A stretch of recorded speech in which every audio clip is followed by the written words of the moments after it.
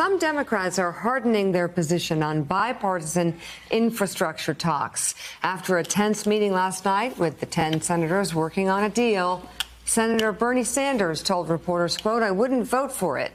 It has to be paid for in a progressive way, given the fact that we have massive income and wealth inequality in America." And the Washington Post notes that some other Democrats want to see more action, specifically on climate change, added to the bill. Joining us now, Assistant Speaker of the House, Democratic Congresswoman Katherine Clark of Massachusetts. Does Bernie Sanders have a point? Well, thank you. It is so good to be with you in person this morning.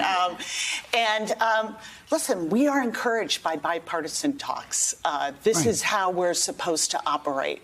But we are also committed as House Democrats to meeting this moment of racial, economic, and climate justice. We know what this past year has been like, the losses for the American people. And this is our chance, not just to build back to status quo, but to build an economy that works for everyone. And that starts with making sure we're creating great jobs, roads, bridges, broadband, that we are addressing climate change with the urgency it deserves.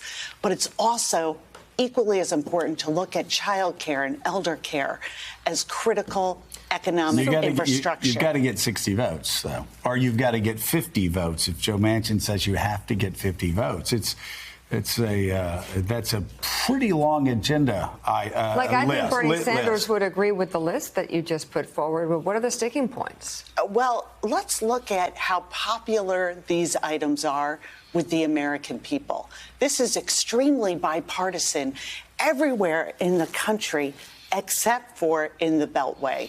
And what we are going to continue to do is tap into that enthusiasm because we are meeting the challenges of the American people. We did it in the American Rescue Plan, unfortunately, without a single Republican vote. We met with vaccines, got schools reopened, supported our small businesses. And now we have to make sure that we are meeting the American people where they are and use this moment to be transformative. With a 33-year low of women participating in the workforce, we know that the CARE agenda is as critical infrastructure as any road and bridge. So Mike, I understand what Bernie's doing. Yeah. I mean, because and I get it, and he should do it because we've all been talking about Joe Manchin. Like, if I were Bernie or a progressive, I would have said this a long time ago. So I mean, but again, for me, it's hopeful, and that it's part of the process. Like, let's have the debate. Let's have it going back and forth. And at some point, you've got to figure out how to get, again, either to 60 votes, or if Joe Manchin says 50 votes, how to get to 50 votes. That, for me, is the rub here. And again, I appreciate, Congresswoman, where the House leadership is coming from and the approach that they've taken. But I come from a world, just basic raw politics and the numbers. Right. You don't have the numbers. Even though you have the majority, you don't have the numbers. So the question is, well, and by the way, I understand here, which is, well, the American people like it. But the American people wanted 90% reform on gun control too, and they didn't get it. All right, so the politicians don't really pay attention to what the American people really want, because if they did, we'd have the kind of reforms in place already going back 10, 15 years. But here's the rub: the question becomes for me in the numbers. Pull together the bill, the elements of a bill that you can, to Joe's point, get your 50 votes. Get the number of votes that you need to pass to help the president's agenda forward. So instead of getting into child care and the environment and all those other things, if the country at the end of the day is like, could you fix the pothole and could you repair the bridge, put together the bill that does just that. And then at the next level, take it out. What's wrong with that strategy politically to create the momentum? And move the American people with you in that agenda. You're saying get the hard infrastructure done. And because here's what we do on our side. We look at that and go, oh, okay, so baby care versus a bridge. we'll pay for the bridge. We ain't paying for baby care now, right?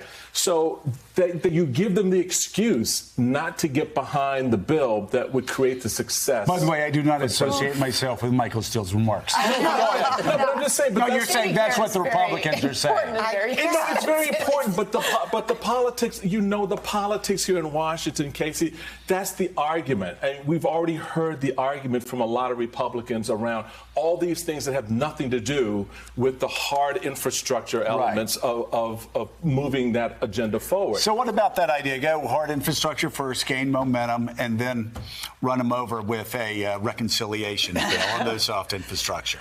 Well, first of all, I wouldn't want Michael to have been with the group of moms I met with yesterday in my district. Michael wouldn't have said that with a group of your moms yesterday. That this care is infrastructure. I'm sitting with a group of moms. I'm talking. Look, ladies and gentlemen, I understand. I'm a grown. I'm getting really uncomfortable here. I miss my garage. I understand. Go ahead. I'm just trying to talk the raw politics of Okay, let's what do your it. political opponents are using as a narrative against the effort. So I'm saying, well, take that argument away from them. That's all I'm saying. I agree with the baby care. Here's what I'm saying. If I saw child care, early education and care, but here's what I am seeing. Yeah. If I saw broad bipartisan agreement saying this is where we are on these, traditional infrastructure, I might feel differently. But what we're seeing is an American Rescue Plan that got 0 Republican votes. Mm-hmm. What we're seeing is a commission on January 6th with our very democracy at stake that failed, only got 4 Republican votes. So where is this Republican commitment except to obstruction? And so we have to do everything we can. If the Republicans decide they want to work for American families again, we welcome that. But what we're seeing is an absolute resistance. So, yes, we'll break a package up, but it will not be an either or. This is our moment to rebuild this economy. We cannot afford to leave families at home behind. Yeah. And so this is, we are resolved. I'm not optimistic, but I'm resolved. And it's much like voting rights.